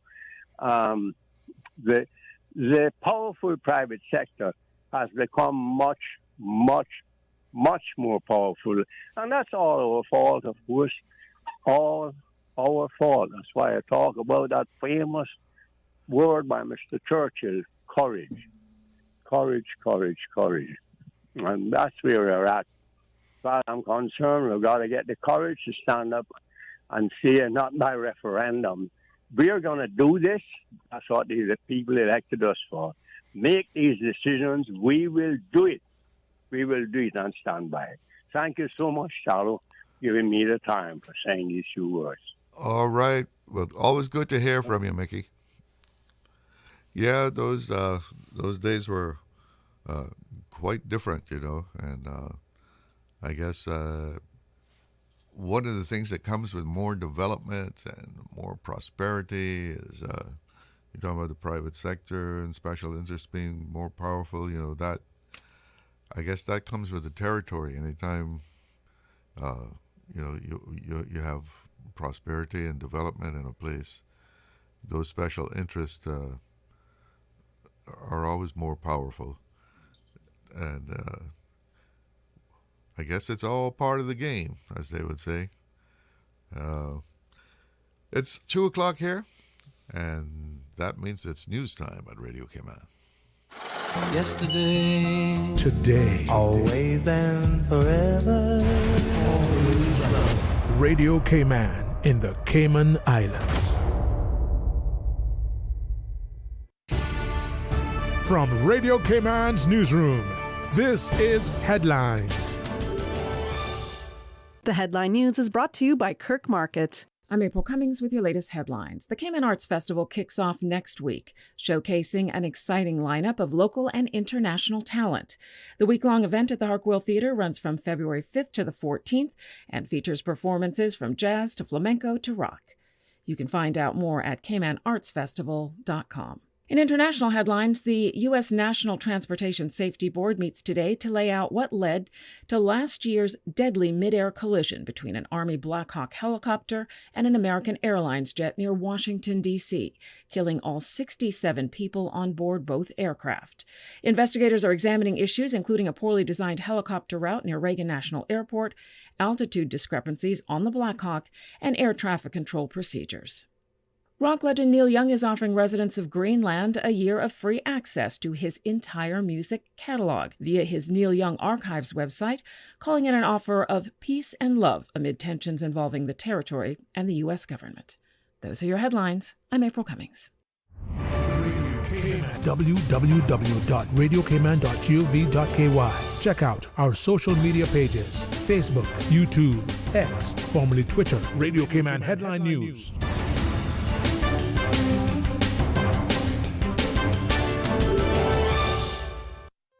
Looking for fresh, healthy food that's full of flavor? Then you've got to visit Kirk Market. Our dishes are made with fresh, high-quality ingredients. Enjoy vibrant mixed greens or satisfying pasta salads. Or try one of our delicious grill options like blackened chicken, spicy beef steak, or grilled salmon. Looking for something light and flavorful? We've got sushi rolls and poke bowls prepared daily. And don't forget to explore a hot bar or Billy Fresh salad at the salad bar. Stop by Kirk Market today for breakfast, lunch, or dinner and taste the difference. Eat well, live well with Kirk Market.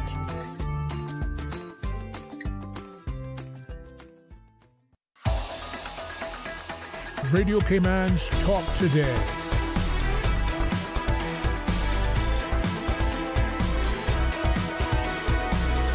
What is on your mind, Cayman? Welcome back. Let's take a quick look at the weather. A nice 78 degrees here in Georgetown. Winds out of the north-northeast at about 15.5 knots. And the forecast is predicting showers for the rest of the afternoon and straight through to tonight. And Winds are expected to be out of the north to northeast at 15 to 20 knots with higher gusts, and seas are rough with wave heights of 5 to 7 feet. A small craft advisory is in effect, so if you like to go out on the water, you work on the water, hold that in mind. And I was talking about the new national ID card, My EID. So this is the beginning of your digital identity in the Cayman Islands. And one thing about it, it's it's going to be, you're going to be able to use that for a lot of things that you would need to show who you are in the government systems. When you're applying for something or you want some kind of information on yourself. All interactions with the government will be made easier and presents a definitive proof of the holder's Caymanian status. So, from that aspect of things, it would make life easier, because more and more, whatever you want to call it, true-born Caymanians, these days there's certain things that you do. You say you have to prove you're Caymanian, right? And how do you do that? If you're born here, you've especially if you're a person who is 50, 60 years old, what do you really have in your possession that proves that you're a Caymanian? A passport, a Caymanian passport, is a travel document, as they always would say. It's not proof of your citizenship. If you go in to get certain services from government, are you a Caymanian? This is for Caymanians only. You got to prove that you're Caymanians. So if you can establish that you are Caymanian with this ID card, the My EID,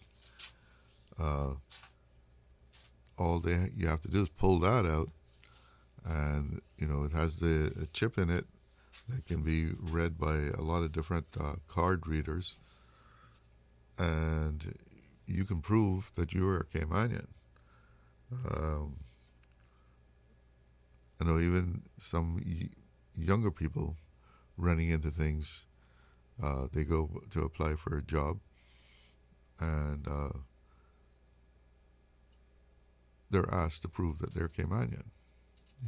They're applying, saying they don't need a work permit, that they're Caymanian. Well, you got to show something, and that's one thing that this card would be good for. And apparently, you can use it for domestic flights traveling between Grand Cayman and the sister islands. Because to get on an airplane, you got to have an ID. So this ID would serve as any kind of an identification to travel between Grand Cayman and the sister islands. So probably in the end, a good thing to have on you. And there wasn't much fanfare about this launch. I think we're going to, from what the story is saying, we'll probably hear about it maybe this week. There's supposed to be a press briefing on it. But they didn't make a big deal about the actual launch. It actually was launched at the Chamber Economic Forum by the Social Development Minister, the Honorable Isaac Rankin. So that is something that we're moving forward with. We've heard so much about it, but looks like it's now a reality. And we do have a caller on the line. Good afternoon. You're on the air. Yeah, Charles. Yes. I just remembered something again with Mr. Benson real quickly. Yeah. When he was education minister, when I heard those people from the education department, I remember it. And it was good of them to come on and let us know what's happening and so forth. Very good. It was under his term, minister, that essay competition, the Duke of Edinburgh's essay competition, I think it was called, was introduced. Yeah. They had that, and somehow I believe Kathy, schoolmate and neighbor we grew up with, she was somehow involved in that.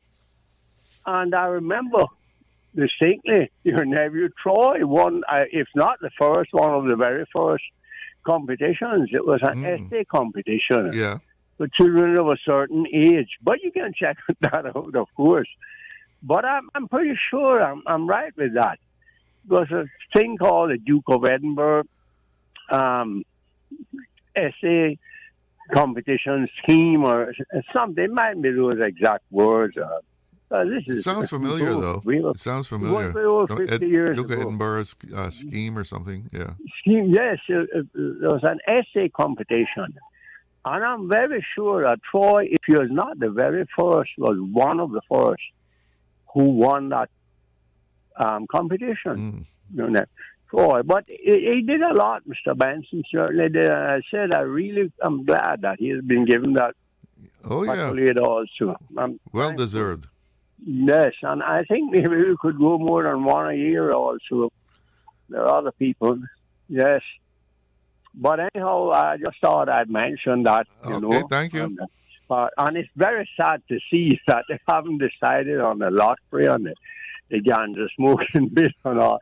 It's amazing, you know. We do these things and then we can't decide, and it'll take 4 more years on another government. The wheels turn slowly. Yeah, it's ridiculous. We don't have a gambling law, so what are we going to do? We have to pass a gambling law first. We have this kind of law where it's okay to gamble on raffles. What's it? Raffle tickets or raffling. But to raise money for fundraisers. Yes, Robin Hood business. But anyhow, that's the phrase is Robin Hood law, I call it. It's absolutely ridiculous. If it wasn't so serious, it would be laughable to think that we could have these kinds of laws. Make up your mind. You either do one thing or the other. Have a good day, Charlie. All right, Mickey. Take care. Listen on, Charlie. Take care. Very good show. I'm glad we came and got a medal also, a certificate or whatever it was. But very, very wise decision. Goodbye. All right. Take care. All right. So, looking around here again at what's some of the stories in the local media. Another story from Cayman News Service. Officials call an HSA board to give back excessive pay. And this story is saying, following revelations that board members of the Health Service Authority had been paid more than doctors due to the amount of meetings they attended in an 18-month period across 2022 to 2023, the Public Accounts Committee recently heard that an internal government audit commissioned by Deputy Governor Franz Manderson recommended that some of the money be paid back.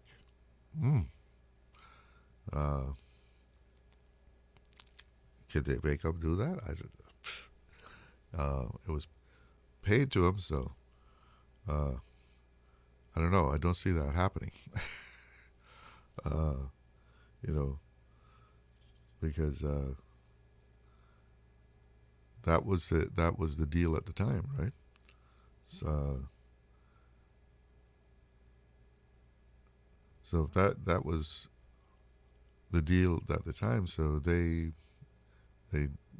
did the meetings, and they got paid for them.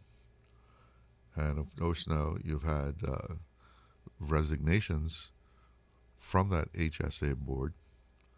1, 2, 3, 4 people, is it, that have resigned. Board Chair Joy Vernon, Hazel Brown, Tavis Walters, and Tricia McElroy have all resigned. And be interesting to see what all comes out about that. So HSA's board of directors, still in the news here, and anytime you see a board have that many resignations, things are not good. Got to take a break. Be right back. Accidents and illnesses can strike without warning. Ouch! When it comes to urgent care, every second counts. At Doctors Hospital, we have a dedicated team of experienced doctors and nursing staff available to you 24 hours a day, 7 days a week. Don't waste time in an overcrowded emergency room when you need urgent care. Whether it's a broken bone, a severe infection, or a sudden illness, trust in Doctors Hospital's unwavering dedication to providing the best immediate care. For complete urgent care when you need it the most, choose Doctors Hospital, located in Georgetown, 16 Middle Road. The 7 a.m. Sports Report, brought to you by Dr. Wayne Porter, offering a full-service dermatology and dermatological surgery practice. Call 946-9020 to book your appointment today. Hey, new drivers, don't just drive, drive smart. Cynical and Inspire Cayman's Safe Driver program will show you how. Get real-life simulator training and classroom sessions to help you gain experience, stay alert, and avoid accidents. Learn to recognize risk, manage fatigue, and make smart choices behind the wheel. Certified participants may even pay less for Cynical motor insurance. Learn more and register at cynical.ky. Cynical, keeping Cayman covered. Radio Cayman's Talk Today.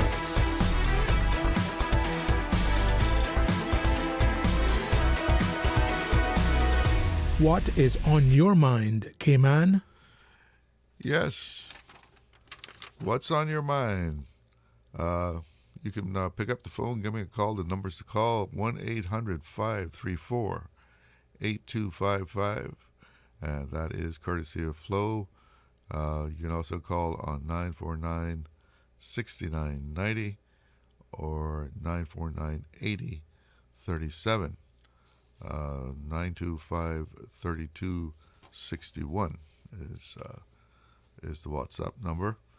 So you can call on that, drop me a message, tell me what's going on with you as far as your outlook on things. And I see they're going to start culling the chickens. I was like, what's the cull? Same thing as kill, right?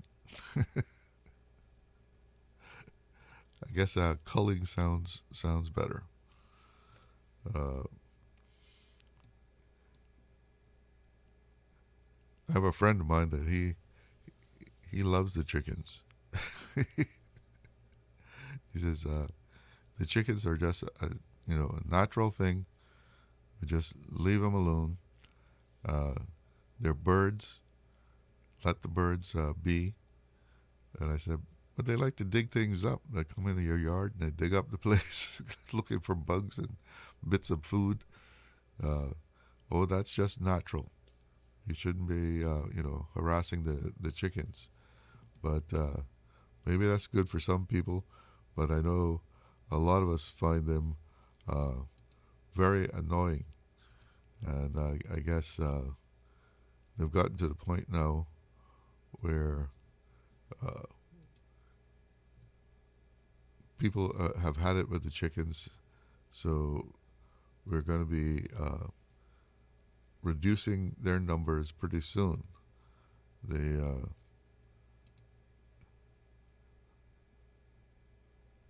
Let's see exactly what I was saying about this. They're going to be launching a feral chicken culling program. And what triggered this, apparently, it certainly is following on the heels of what happened, was this outbreak of avian influenza. That we had that outbreak down in West Bay, and you couldn't transport any fowls in between the islands. The movement of our feathered friends there was frozen. So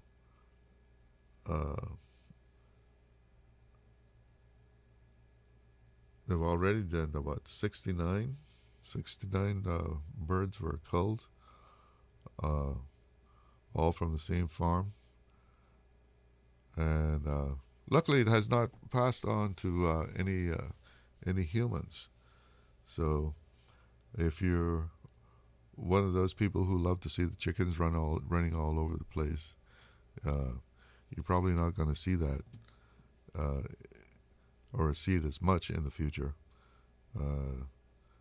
Now, what are they going to do with those chickens? Are they just going to kill them? Or, I don't know, would people actually eat those wildfowls? You think they would taste good? Maybe the fried chicken people might be interested in them. Let's take a call. Good afternoon. You're on the air with Talk Today. Hi. Good afternoon, Charlo. How are you doing? I'm doing fine, and you? I'm good. I just heard you talking about the culling of the chickens. Yeah. I think personally that we should repeat that, and the reasons why. Make me explain to you why. Sure. Go ahead. Right. How many other places in the Caribbean do you ever saw wild chickens? I really don't know, but the only other place that I know that they're like that is Key West. Okay, and that's not the Caribbean. Yeah, that's fair. You're right. That's fair. Okay, Charlo, you're a Caymanian, right? You born and raised up here. Yeah, all your life. Or you went not all my life, but partially. Okay. I went to the States when I was 10. Let's put it out there for anyone that raised up here then most of their lives, right? Uh-huh. Chickens was a part of Cayman. Oh yeah, I mean, when I was 10 years old when I went to Miami, but I still remember as a kid, chickens were a natural part of the environment. Okay, and why I'm getting at, sir, is if we always talk about the Cayman culture being watered down, right? Yeah. And don't get me wrong, I'm not saying that if you have some chickens that is creating a problem to you, then sort that out. It's sort of just like a criminal, Yeah. If you have someone that's breaking the law, then obviously there's consequences in the police, but you don't go around and kill everybody, or lock up everybody. So all I'm saying is the chickens has been a part of Cayman, I think. And when we look at what makes Cayman unique, there's little things like that, that makes Cayman unique. I remember one time when people were complaining about the roosters crowing in the morning. It was years ago, and it was mostly people, expatriates. They weren't used to that, right? Chickens crowing roosters crowing in the morning. But again, that was part of growing up in Cayman and living in Cayman. Exactly. So this is like people that grew up in New York. Obviously, they can walk faster than Cayman. That's why you hear that we always say, "Oh, wait a minute, you're on Cayman time now, right?" And I'm just saying those little things is what makes Cayman unique. If you go by KFC downtown, right? You'll see a rooster, and I'm sure that he's probably viral by now. Where the tourists taking pictures, you imagine a chicken by KFC, right? Yeah. If you go by the airport and you cross in the pedestrian, you'll see. I cross there almost every day, and you'll see a particular red rooster. He crosses the pedestrian, and I'm just saying, while the tourist is coming off the plane, going to get their rental cars and whatnot, I'm just saying it's just unique, you know. Yeah. I can assure you, the majority of tourists that we get probably never went to a place that had wild chickens unless they went to Key West. Yeah. Right? I mean, and I'm just saying, you know, because listen, everything on earth has their role to play, right? And I can assure you that this will create an effect, right? And I think that the government should really reconsider, just because someone, and if you notice what happens in Cayman is someone comes to Cayman and all of a sudden we have to change our entire lifestyle to suit them, because they didn't want to see chickens, they didn't want to see a cow. But just let's not forget, we live on an island, on a very unique island. And as I said, I'll reiterate, if the chicken is creating a problem to you, then resolve that problem. But I don't think they should be an island-wide cull, you know, because I think that we're going to find bugs that we probably never saw before if we do that. And also, Chalo, let's go back to the avian flu. Yeah. Right? If that excuse that they're using, that's a poor excuse, because obviously the avian flu, how did it get here? Number one. Number two, if it was being spread by the wild chickens, how come it was only one farm? Well, there you go. And it was on a farm. Think about it. Yeah. Think about it. One farm, right? Because obviously it's not being spread by no wild chickens. Is birds that migrate comes to the Cayman Islands, like every other country. They fly and they migrate from the cold, come to the warmer areas, and then they'll return those that can, right? And I'm just saying that is not going to fix our problem, because I can assure you that next year, when winter comes around, birds are going to migrate again. So guess what? They're going to come to Cayman, and maybe some will bring the avian flu. And guess what, Chalo? The avian flu, we go on like as if the avian flu was only around in 2025. Yeah. You know, come on. How long has it been around? You know, and I'm just saying that what happens next year when they come, and let's just say the birds come and it infects the cows, or it infects the pigs, or it infects the dogs. What happens then? Do we go around and kill everything? Can it do that? I guess it goes to humans, they say. So well, I am more than sure that most of the time when something affects, if you see it start to affect humans, for example, and they said it can, right? And I mean, all I'm saying from what I understand. is that exactly. So if it can, most likely it will affect all the other animals if that is the case. But right? you know, So you're so right about the tourists.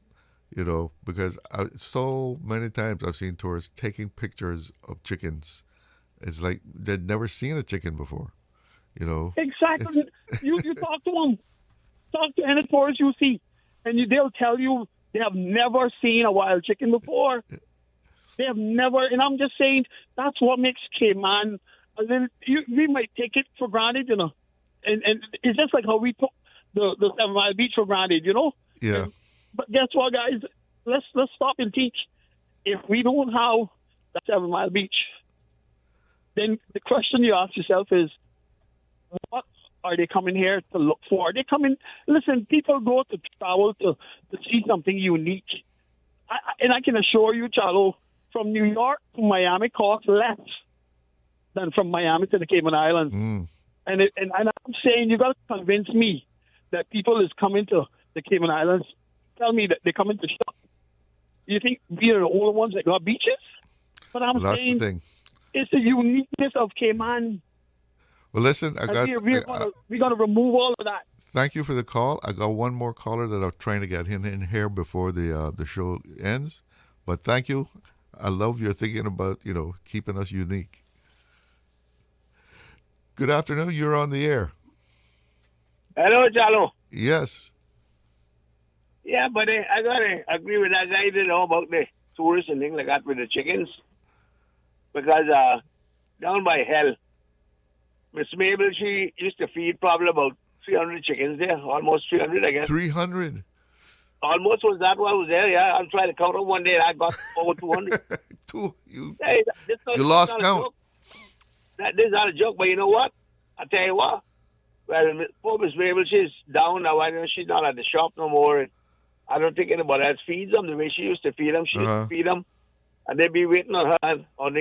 She used to go and eat them great freezer by on the side of the post office there in Macdome, the place they know, them great place. Yeah.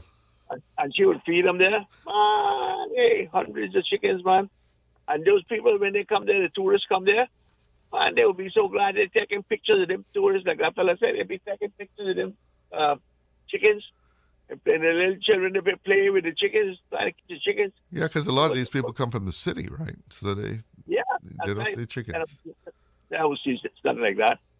But I tell you what, somebody, I don't know, you understand, probably somebody I'm eating them. I tell you what, well, I guess I had to say it was maybe some of the same kind of chickens. But around my house, this is what I would say now, probably 10 years ago. I don't know how long they've been here. But anyway, around my house, it was a whole heap of chickens, roosters and things. I used to set a snare in the ground and put some sand over it so they couldn't hook up their foot and pull it. And I used to throw chicken feed. And when the rooster, I used to catch not all of them, I just catch the rooster. When the big rooster get into it, I would catch him, man. I built up a coop. And I used to keep like about 4 or 5 in there, separate, had the coop separate off, you know. And I used to feed them for about 2 or 3 weeks, bread and water and chicken feed and thing. Yeah.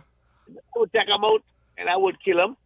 And I would cut them in 4 pieces, 2 side breasts and 2 the thighs. And I didn't know if I eat the food in the back, but I used to keep the breast part and the thighs. And I put them in the fridge. And I got to tell you something, that chicken tastes better than the one you get in the store. And it's not full of those. There you go. There you go. Hey, I done this. I can tell you that. They're not full of those steroids. And I'll tell you another thing. When you catch him, he's light. He's a feather. Like boy. Listen, I got to go. Put him in your coop and feed him for about 3 weeks or so. Like I clean him out and feed him good and get him fat. Tender him up. You got to look to them to eat on you soon anyway. The crabs are all gone. All I got the crabs and things gone. The fish is gone. What chickens? You better keep them. All right. Thank you for the call. You got the last word. It's time for me to check out of here. Thank you all for tuning in. Thanks for all the callers. I'm Charles Glidden. One love. Talk Today is brought to you by Subway, open 24 hours in Countryside, Anderson Square in Georgetown, and Centennial Towers in West Bay. And by the Ministry of District Administration, explore your history, explore your land, explore your sister islands. And Cayman Airways, call them on 949-2311 to book your nonstop flights to Los Angeles and Panama. And Doctors Hospital, peace of mind is important when life happens. Doctors Hospital, always there for you. Call 949-6066.